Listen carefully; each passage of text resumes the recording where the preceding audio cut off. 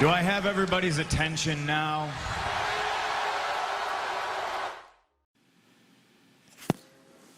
Yo, Monsieur Catch Attrape, la chaîne on parle catch. Aujourd'hui, revue de NXT du 24 juin 2020. Et avant de commencer cette vidéo, j'aimerais parler du mouvement Speaking Out. En fait, plusieurs catcheurs et catcheuses se sont plaints d'abus de pouvoir dans le monde du catch. En fait, ils ont révélé un peu les dessous du monde du catch. Avec, en fait, ils ont visé un catcheur indie en particulier. Ils l'ont accusé de viol, etc. Moi, je vais parler de ce qui se passe à la WWE parce que c'est ce que je suis qualifié pour parler. Ce qui se passe à la WWE, ce qui se passe sur l'indie, ça m'intéresse pas plus que ça. En fait, c'est un scandale qui a éclaté en indie et qui revient sur la WWE. Jack Gallagher a été accusé de viol. Il a été viré. Matt Riddle aussi a été accusé d'abus de pouvoir. La WWE enquête sur ça. Jordan Devlin aussi a été accusé par son ex-femme par son ex-copine de coups et blessures. Et Matt Riddle a décidé de porter plainte contre ceux qui l'avaient accusé. Et il y a aussi le Velvet in Dream, ça c'est un peu plus intéressant.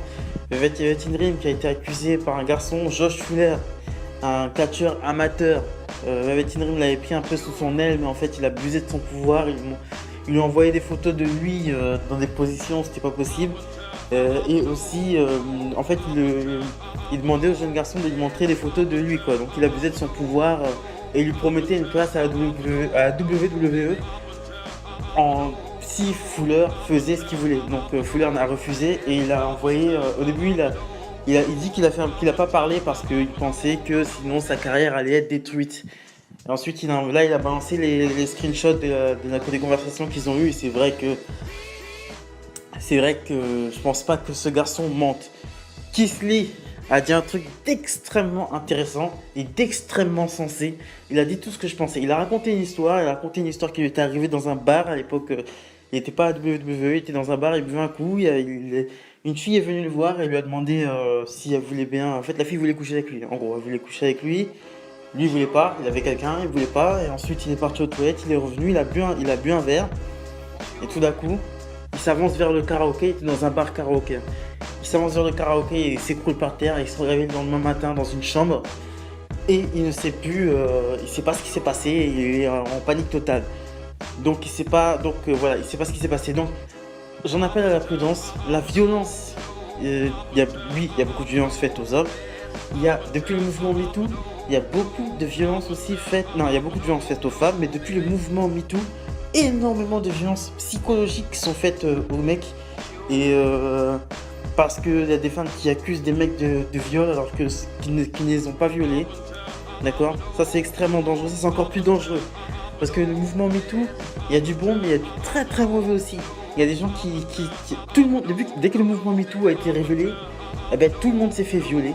Tu vois les youtubeuses, tout le monde s'est fait violer alors que clairement non.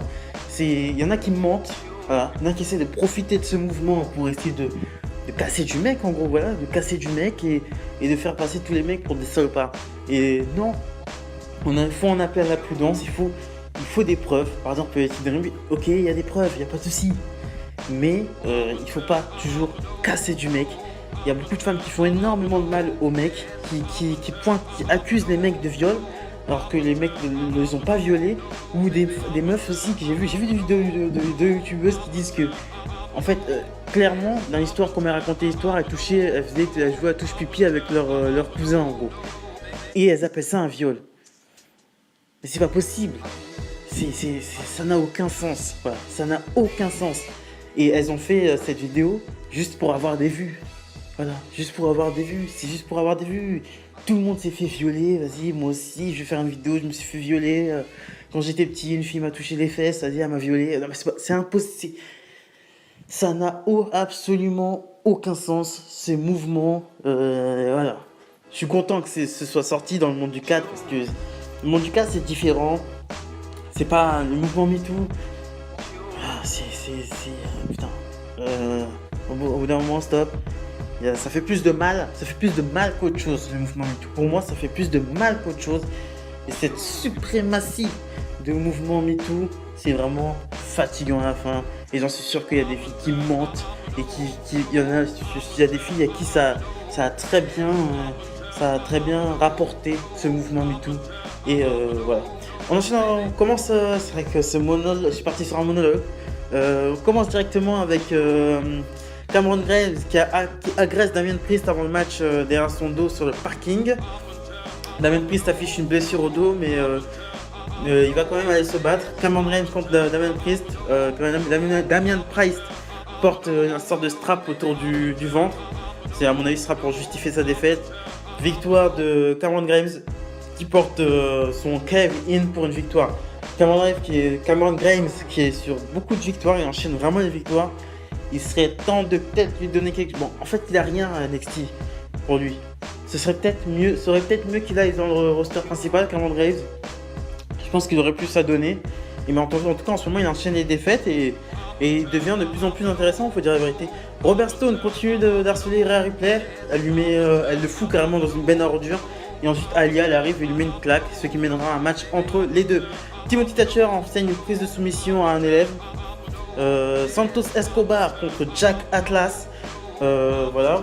Santos Escobar qui arrive, nouvelle entrée, nouveau catch, nouveau tout. Hein. C'est carrément plus un high flyer, c'est clair et net.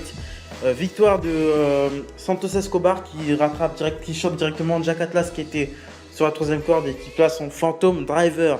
Roderick Strong continue sa thérapie, cette fois-ci il arrive à reconnaître Kyle O'Reilly et ensuite il accepte d'affronter ses peurs. Un peu plus tard dans la soirée, Dakota Kai des Raquel Gonzalez contre Kacy Catanzaro et Kaiden Carter.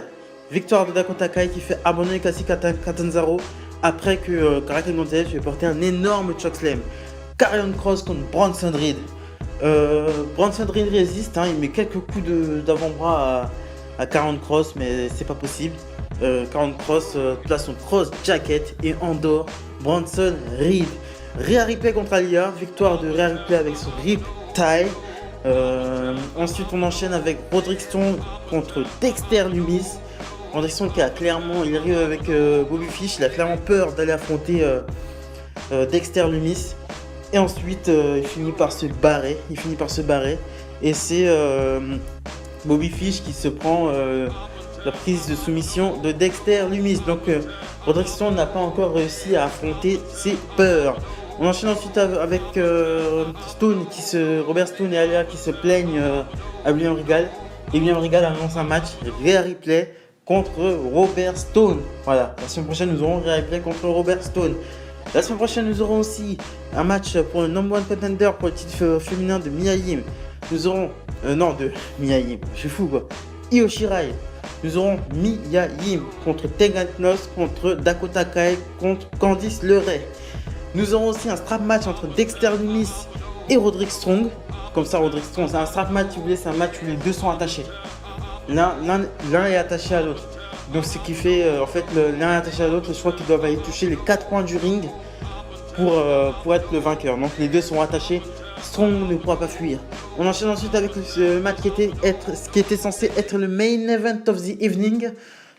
Keith Lee contre Finn Balor contre Johnny Gargano. Très bon match, très bon match.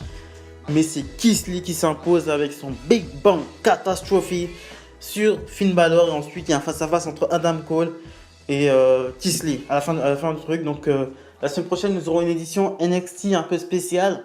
Nous aurons une édition Great American Bash. Great American Bash qui est un show un peu à l'ancienne à la WWE.